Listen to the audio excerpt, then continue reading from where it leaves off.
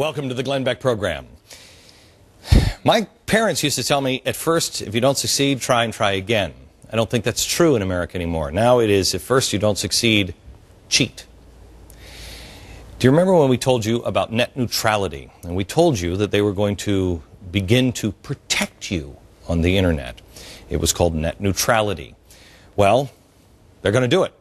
We told you they would. Most people relaxed. They're going to do it anyway. The FCC announced plans today that they are going to go ahead and regulate the internet. This, by the way, was rejected by Congress. FCC Chairman Julius, how appropriate that his name is Julius Genachowski, says he believes he has the legal authority to do so and has set a vote on December 21st. But don't worry, it's only about fairness and protecting you. It's about neutrality. Nothing to worry about here. It's not like we have a regulatory czar who wants to dictate what you see on the internet, is it? Sites of one point of view agree to provide links to other sites, so that if you're reading a conservative magazine, they would provide a link to a liberal site and vice versa, just to make it easy for people to get access to competing views. Or maybe a pop-up on your screen that would show an advertisement or maybe even a quick argument for a competing view. If we could get voluntary arrangements in that direction, it would be great. And if we can't get voluntary arrangements, maybe Congress should hold hearings about mandates. Well, they did, and they rejected it, and now we have the FCC just doing it. This is why we have a regulatory czar, who I warned you about.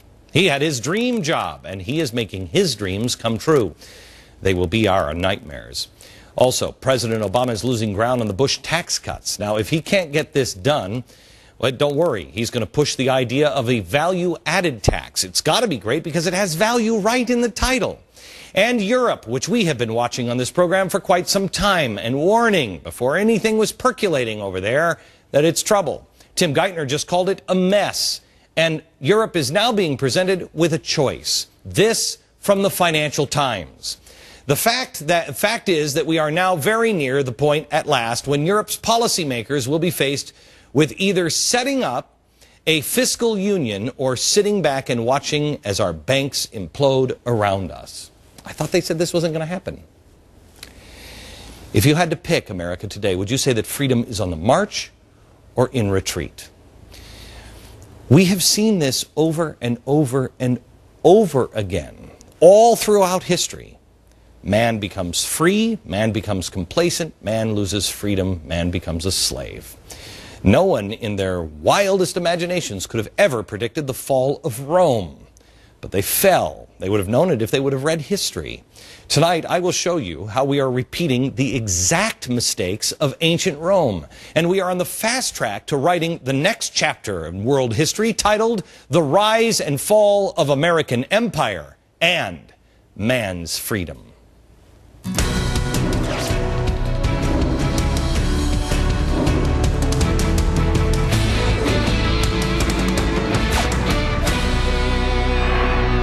Hello, America. You see the movie The Matrix? The movie The Matrix. You're going to take the red pill or the blue pill? That's what Neo was presented. He was presented with a choice. Here it is. This is your last chance. After this, there is no turning back. You take the blue pill, the story ends. You wake up in your bed and believe whatever you want to believe. You take the red pill, you stay in Wonderland, and I show you how deep the rabbit hole goes.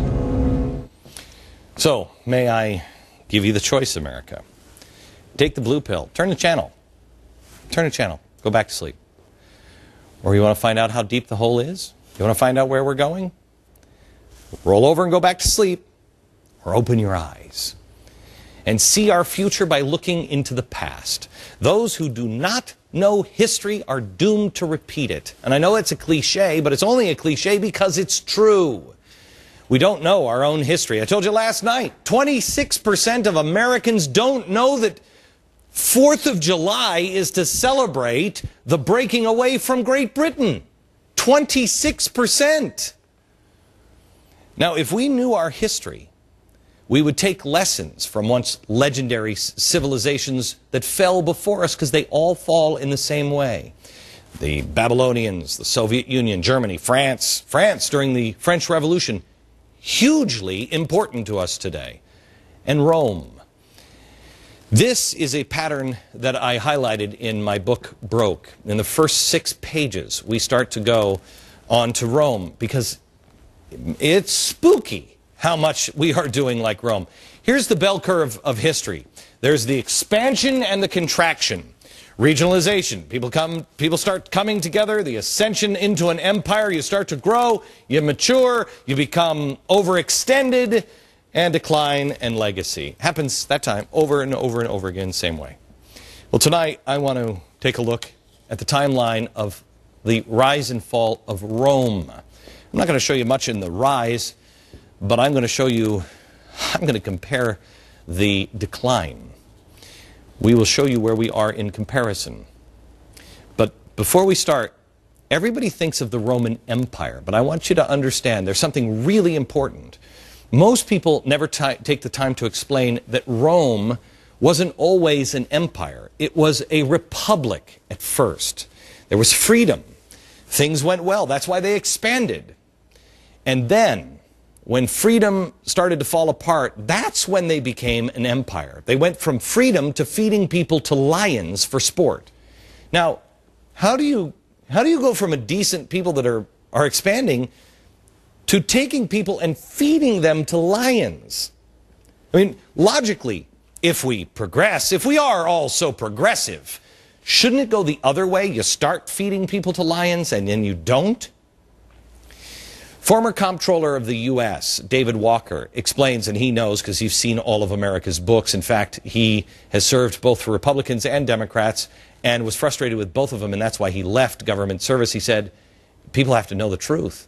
He knows how deep the rabbit hole is. He says, quote, there are striking similarities between America's current situation and that of another great power from the past, Rome.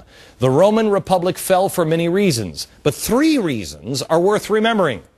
Declining moral values and political civility at home. How are we doing on that one?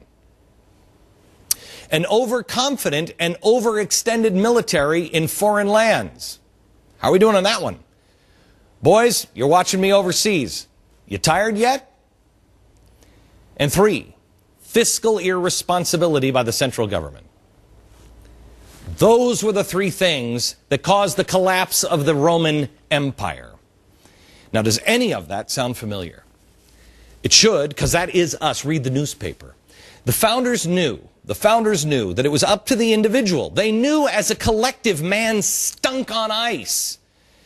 Man could make progress, but man would make progress with each generation as an individual. I mean, Thomas Jefferson said that we should have a vote after every generation, and there should be a new form of government every generation. Why?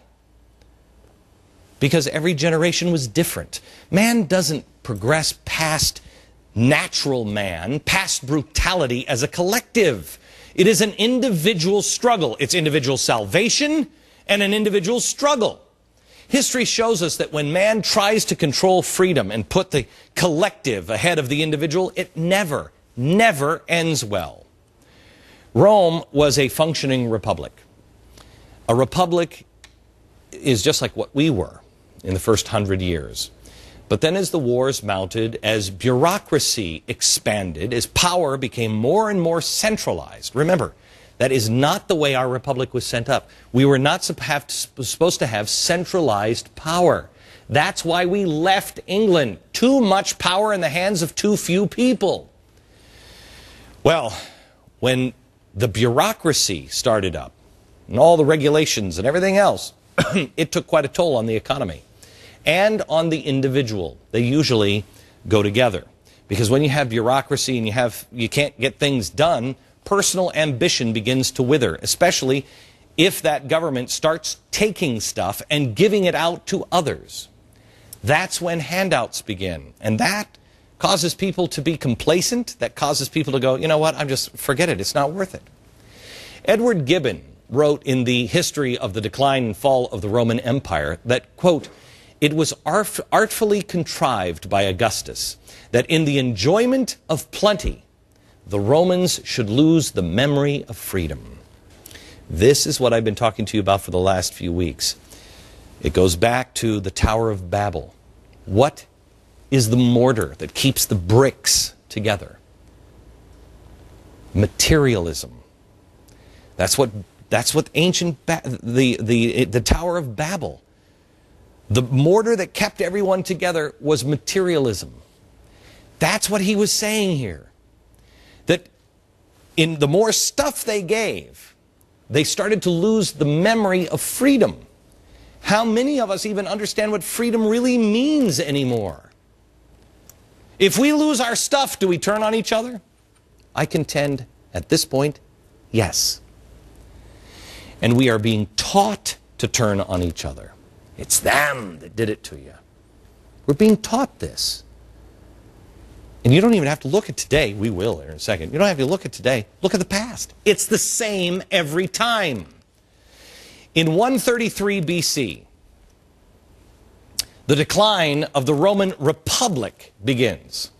And they start to redistribute the land. They start seizing illegally occupied by the rich, the land illegally occupied by the rich. And they gave it to the poor.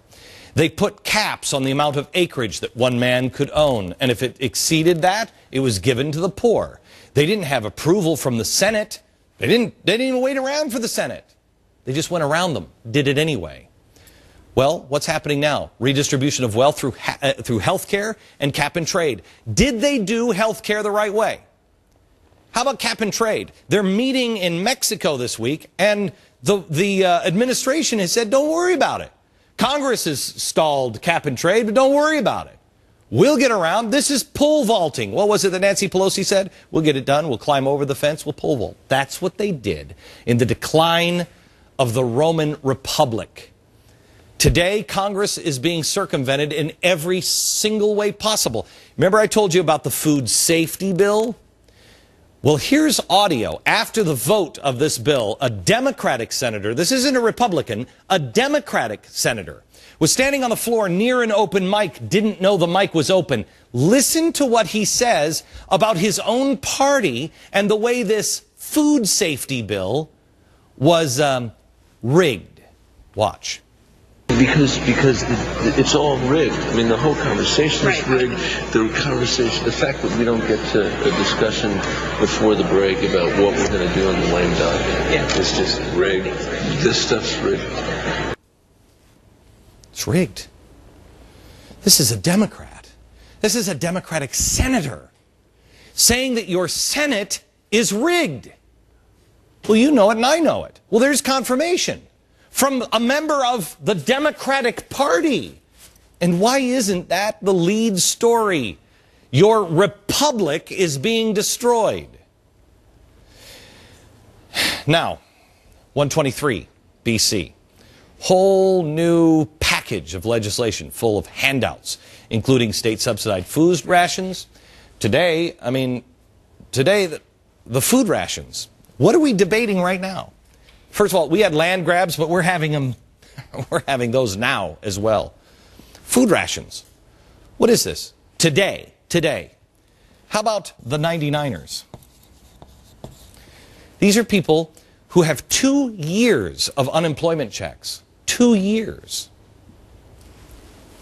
Does it ever end? In 58 BC, Claudius ran for the office of tribune. On the bumper sticker, if they had bumpers back then, free wheat for the masses. That was his platform. Free wheat, free food. And he won. Today, 42 million people are on food stamps. And listen, free is the operative word here. Listen to what the students are now calling for over in London and Europe. In the fight to ascend what should be a right, and that is free education for all. Free education. Free education.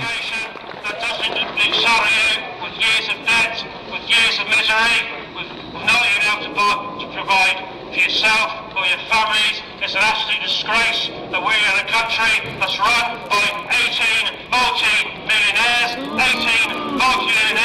don't care about anyone here today, who don't care about vast swathes of society. Stop. I can't take it anymore.